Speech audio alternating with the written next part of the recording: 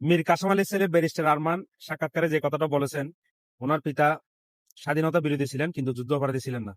এই দুইটার মধ্যে আসলে পার্থক্যটা কতটুকু হয়তো আপনারা বলতে পারবেন। আর ওনার এতদিন পরে সেই কথাটা কেন বলতে হয়েছে, এটা কি মুখ ফসকে বেরিয়ে গেছে নাকি উনি একটা সিম্পেথি আপনার নিতে চাচ্ছেন, যেহেতু উনি ইলেকশন করবেন। ইলেকশনের আগে হয়তো সত্যি কথা বললে হয়তো অনেকেই মনে করতে পারে না উনি সত্য বলেছে, ওনার সত্যের সাথে আমরা আছি, হয়তো কিছু ভোট ওনার পক্ষ যেতে পারে, এটাও হতে পারে।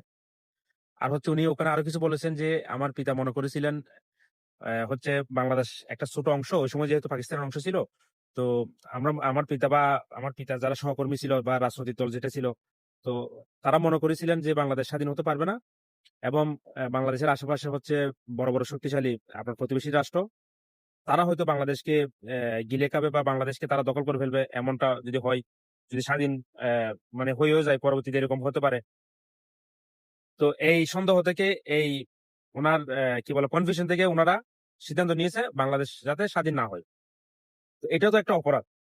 এই যে বাংলাদেশ যাতে স্বাধীন না হয়, এটা তো একটা অপরাধ। সবাই চাচ্ছে হচ্ছে স্বাধীন হোক। আপনারা কয়েকজন মানুষ, আমি শুধু জামাতের কথা বলতেছি না, ওই সময় যারা বিএনপিরও কিছু মানুষ, আমি শুধু জামাতের কথা বলতেছি না এখানে, ওই সময় যারাই এই মানে স্বাধীনতা চায়নি, তার মধ্যে কিন্তু শুধু জামাত কিন্তু দলীয়ভাবে, জামাত কিন্তু একদম সম্পূর্ণ তাদের এই দলটা সহ কিন্তু ওই সময় সিদ্ধান্ত ছিল এরকম, তারা হচ্ছে মানে স্বাধীনতা চায় না। কিন্তু এর বাইরেও কিন্তু অনেকজন ছিল যারা ওই সময় হয়তো দল করতো না, কিন্তু পরবর্তীতে এসে তারা বিভিন্ন রাজনৈতিক দলের সাথে, Awami League, BNP, majority person এই দুইটা দলের সাথে কিন্তু যুক্ত হয়েছে, যারা ওই সময় যুদ্ধ অপরাধী বা এই যে ব্যারিস্টার আরমানের কথা যদি বলি, মানে স্বাধীনতা বিরোধী, মানে স্বাধীনতা চাইনি এরকম কিছু মানুষ কিন্তু এই বড় দুইটি দলের সাথে অনেক মানুষ যুক্ত হয়েছে।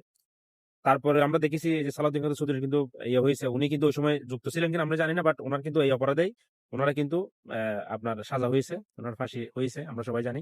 আর জামাতের তো ম্যাক্সিমাম মানুষের ফাঁসি হয়েছে এই আহ, যুদ্ধাপরাধী বা মানবতা বিরোধী অপরাধের জন্য।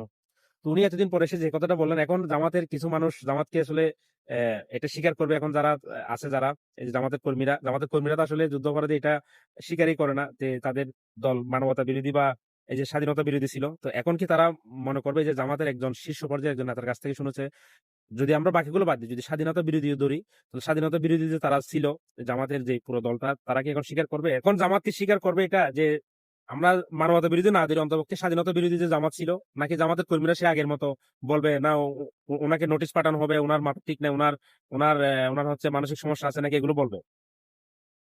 সত্য কিন্তু বের হয়ে আসে আসলে, যে কোনো ভাবে হোক, কোনো না কোনো ভাবে বের হয়ে আসে। এটা কিন্তু বাস্তবতা।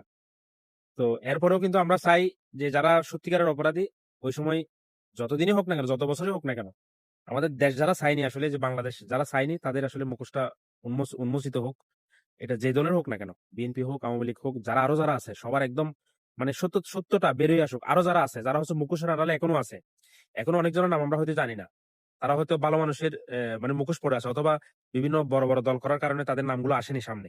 তো আমরা চাই তাদের নামগুলো আসুক, যারা ওই সময় স্বাধীনতা চায়নি। ঠিক আছে, কেন চাইনি সেটা হচ্ছে বাদ, ওই প্রশ্নটাই বাদ। কিন্তু স্বাধীনতা যারা চায়নি, বর্তমানে যারা হচ্ছে বাংলাদেশ থেকে সুযোগ সুবিধা পাচ্ছে, কিন্তু ওই সময় তারা বাংলাদেশের স্বাধীনতা চায়নি, বাংলাদেশটাই হোক তারা চায়নি, তো তাদের নামগুলো বেরিয়ে আসুক, তাদের মুখোশটা উন্মোচিত হোক, এটা আমরা সবাই চাই। এখনো যারা বাকি আছে তাদের নামগুলো আসুক এবং জনগণ সত্যটা জানুক, এর পিছনে আরো কোন কোন মানুষের হাত আছে।